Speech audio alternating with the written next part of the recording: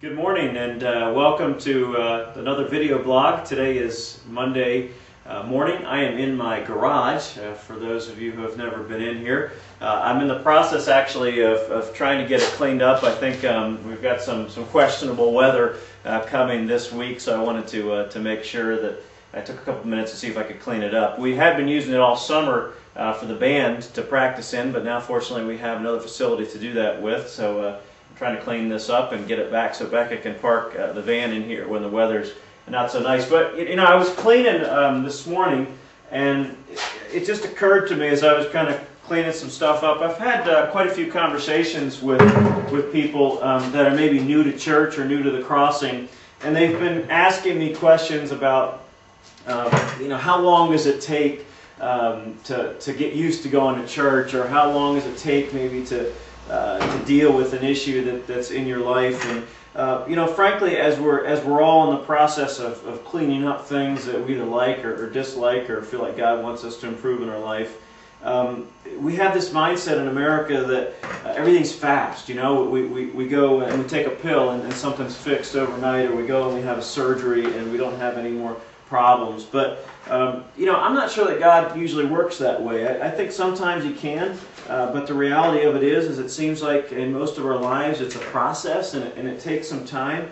And I just wanted to take this moment during this week's video blog and just encourage all of us to be patient and wait to see how God fixes some things in our lives, and let kind of the system that He's put in place and the system that He's given the Crossing to have a vision to really impact lives. Sometimes I have to remind myself we've only been at this thing for a few months, and we've only been kind of publicly meeting now for I guess about 7 weeks. And I think a lot of us want to see maybe more than what's realistic. And on the flip side, I'm so excited to see some of the things that are happening and some of the lives that are being transformed already. But I just want to encourage folks to give a little bit of time. And I also wanted to put up on the screen, and put up a graphic just to kind of show you and remind everybody kind of what our hope is as far as the process of when someone comes to the Crossing. And when someone comes to the Crossing, we either assume they're a Christian or assume they're not a Christian. And if they are a Christian, that's great. And if you feel like you've been called to be a missionary to Springville and partner with the Crossing and other believers in this local body of believers that we call the Crossing, then that's wonderful. As a matter of fact, we just finished up a Foundations class. That's a class that we're calling it's 2 sessions, and it's basically just a time when I talk about our distinctives and our core beliefs. Some people call that doctrine, and just what we believe. What does non-denominational mean? What are some of our partners?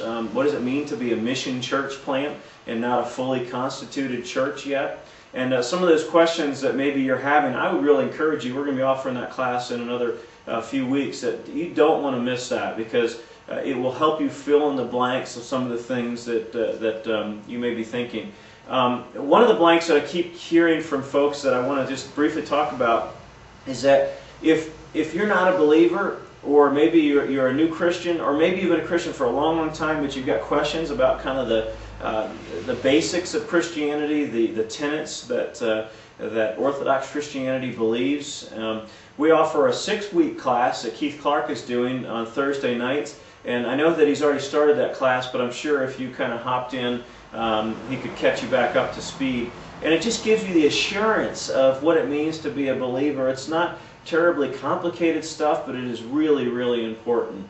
And beyond that, we want people to, or we desire for people to experience what it means to live in community and have a community group, and have a community group leader that cares for you and gets together and just prays or talks or does whatever we need to do. I heard a great story last week about one of our community groups that instead of going through the curriculum, they just took a time out from that and spent the evening working with someone who was just struggling with something in their life. And it was just beautiful to see the family come together, and it was an illustration or picture to me as to how the system is working.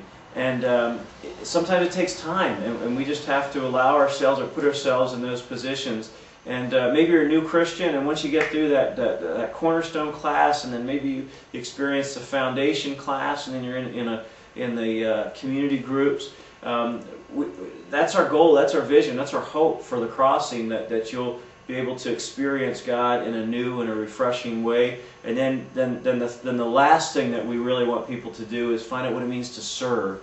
And so we've got this information that goes from our brain down to our heart, where it's really formed and changing us, and then it goes to our fingertips, and we're able to serve and do things in caring events, like at the playground, or some of the other things that the high school and junior high kids have done at the high school for cleaning up after football games and things like that. But I was just out here today, and I was cleaning up some things, and was thinking about, I guess as pastors do, whenever I'm doing things, I'm trying to see some spiritual truth in it. And the reality of it is cleaning up our lives and seeing how God might want to change things.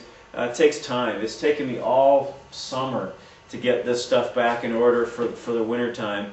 But I just hope that you find a place, either find a community group, or maybe you just want to sit back and enjoy our celebration services for a while. Still not really sure what we're all about. But man, when you have those questions, I really encourage you to see if you can get plugged into one of those things that I've already talked about. And by all means, if you ever have a question, please call me. I really am available with my cell phone. If I can't answer it, you can leave me a message.